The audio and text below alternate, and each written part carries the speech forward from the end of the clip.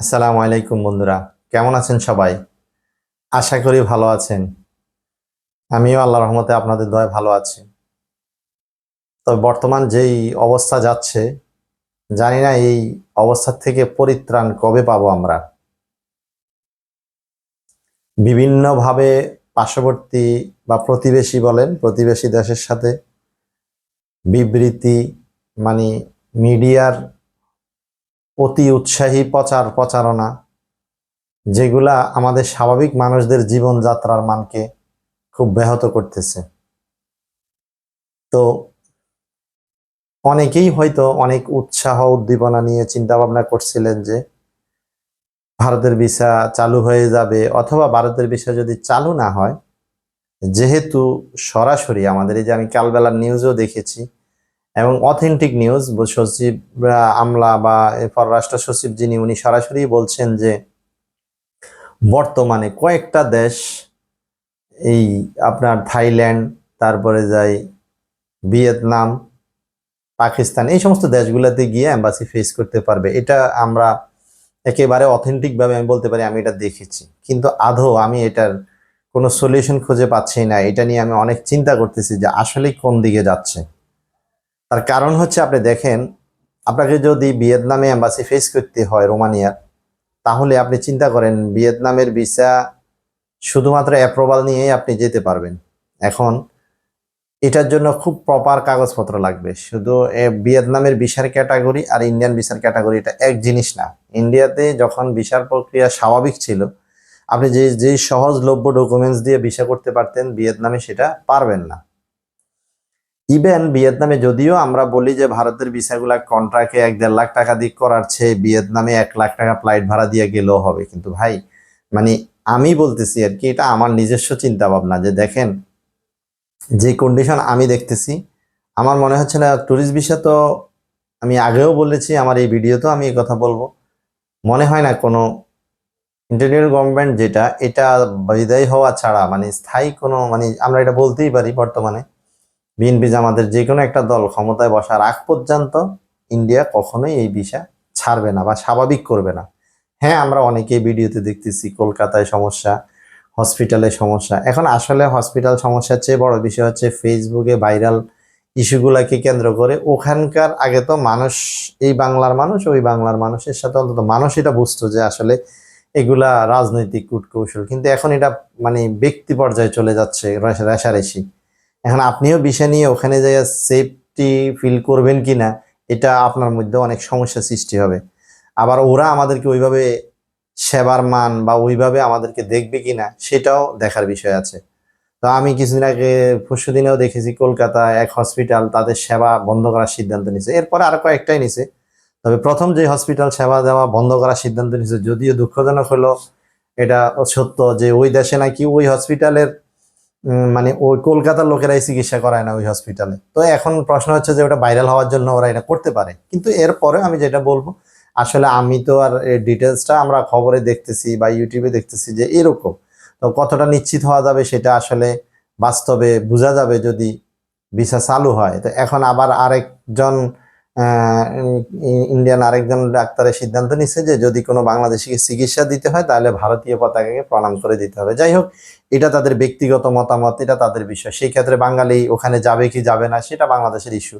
আবার ওরা সেবা দিবে কি দিবে না, কেউ যদি সেবা দিতে না চায়, তাহলে এই ওখানে যাওয়াটার অর্থ আমি মনে করি আপনাদের জন্য নিরর্থক। আপনারা যে জন্য যাবেন, কারণ ডাক্তারকে আমরা যে যার ভাষায় বলি যে মানে ডাক্তার হচ্ছে মূলত মানে একমাত্র উপরওয়ালা ছাড়া তো কেউ জীবন দিতে পারে না, তবে জীবন দেওয়ার জন্য আল্লাহ একটা মাধ্যম দিয়ে রাখে। এমন ডাক্তারদের এখন বিষয়গুলা নিয়ে যেহেতু প্রশ্নবিদ্ধ হচ্ছেন, আর এটা আসলে আপনাদের ধারণা, কারো যদি এই মৃত্যু হয়ে যায় তাহলে সে তাকে ইন্ডিয়ান ডাক্তারে বাঁচাবে বা বাংলাদেশের ডাক্তারে বাঁচাইতে পারবে, বিষয়টা এরকম না। হয়তো এটা আপনারা ধারণা করে নিছেন, কিন্তু চিকিৎসার মান ভালো, তো মান ভালো হলে আপনি ওদের বিশাল স্বার্থ যেখানে বিসর্জন হয়ে যাচ্ছে, তো তারা আপনার আমার মতো ছোট্ট বিষয়গুলো নিয়ে ওরা চিন্তা করবে না। আপনি এটা, এই যারা চিকিৎসা বিষয়ে চিন্তা করতেছেন, আমি তাদের কাছে অনুরোধ করব আমার দেশের যে আপাতত চেষ্টা করেন যে এটা অ্যাভয়েড করার জন্য, কারণ আসলে পানিটা অনেক ঘোলাটে হয়ে গেছে এখানে। আমি কলকাতার দোষ আপনার দোষ এটা না, কিন্তু সব দেখতেছেন বুঝতেছেন, ইউটিউবের বাধ্যবাধকতার কারণে অনেক কথা বলা যায় না।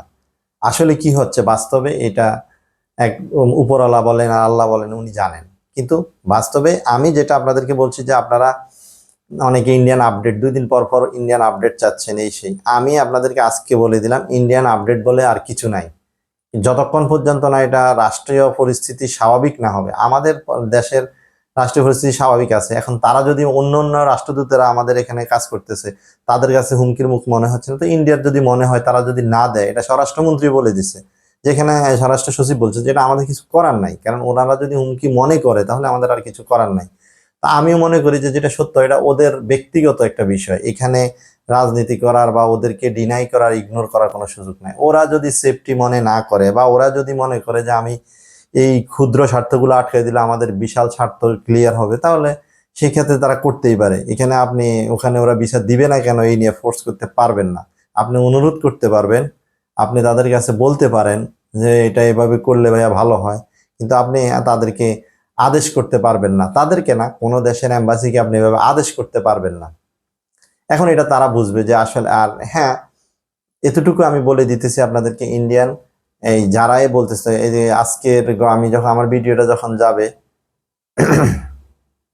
আমার ভিডিওটা যাবে পরশুদিন, আপনার কলকাতার বা ইয়েতে আগরতলায় যে হাই কমিশনের অস্থায়ী হাই কমিশন, যেটা এটাতে যে বাংলাদেশের পতাকা ছিঁড়ে ফেলা হয়েছে বা কমিশন ব্যারিকেড দেওয়া হয়েছে, এই জিনিসগুলো সবাই দেখতেছেন খবরে।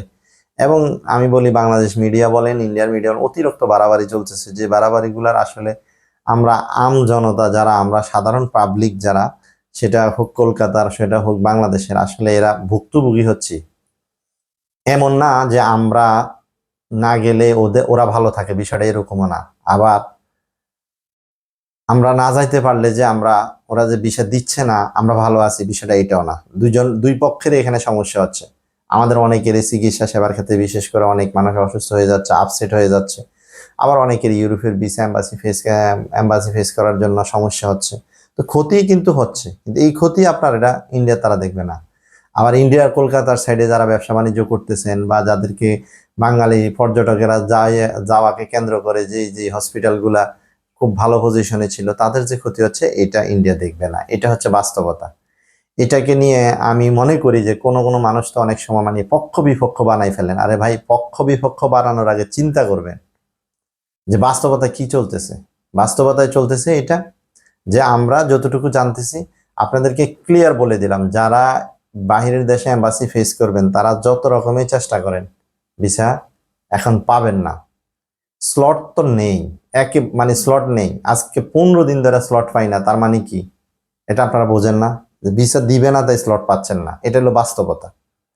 তো ঠিক আছে, ভিসা দিচ্ছে না, স্লট পাচ্ছে না, ছাড়ছে। এরপর কন্ট্রাক্টে ভিসা করার জন্য অতীত বলতে 15 দিন আগেও কন্ট্রাক্টে ভিসা হয়েছে আপনার, কিন্তু এখন কন্ট্রাক্টে কোনো ভিসা নাই।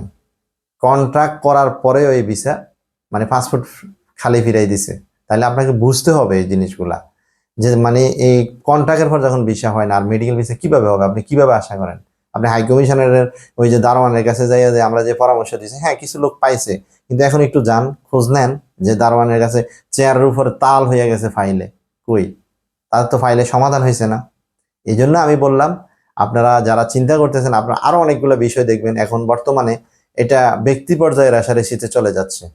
তো আমি যারা ইন্ডিয়া চিকিৎসার জন্য সিদ্ধান্ত নিয়ে এখনো বসে আছেন, আশায় আছেন, তাদেরকে বলবো যত দ্রুত সম্ভব আপনি অন্য কোনো চিন্তা ভাবনা করেন। আমি আপনাকে বলবো না অন্য দেশে যান, এই যান সেই যান, বাংলাদেশেও ডাক্তার আছে, কিছু করার নাই, আপনার হায়াত থাকলে আপনি বাঁচবেন। আর যারা ইউরোপের জন্য চিন্তা করতেছেন, বিভিন্ন দেশের এম্বাসি ফেস করার জন্য, আমি জানি না, তবে এতটুকু বলতে পারি যে হয়তো জানুয়ারি পর্যন্ত এটা একটা সলিউশনে আসতে পারে। হয়তো ভারত ক্লিয়ার করে ভিসার জন্য ছেড়ে দিবে। আর না হয় আপনাকে বাংলাদেশে অথবা থাইল্যান্ডে অথবা ভিয়েতনামে গিয়ে আপনাকে এম্বাসি ফেস করতে হবে। এছাড়া আপনার হাতে আর কোনো অপশন নাই। আর আপনি যদি ইউরোপ আপনার কপালে থাকে, তাহলে হয়তো ইন্ডিয়ান ভিসা হয়ে যাবে, নাহলে ভিয়েতনামের ভিসা হবে, হলে আপনার ভিসা ওখানে প্রসেসিং হয়ে যাবে। আজ এই পর্যন্তই। আশা করি ভালো থাকবেন সবাই। আল্লাহ হাফেজ। আসসালামু আলাইকুম।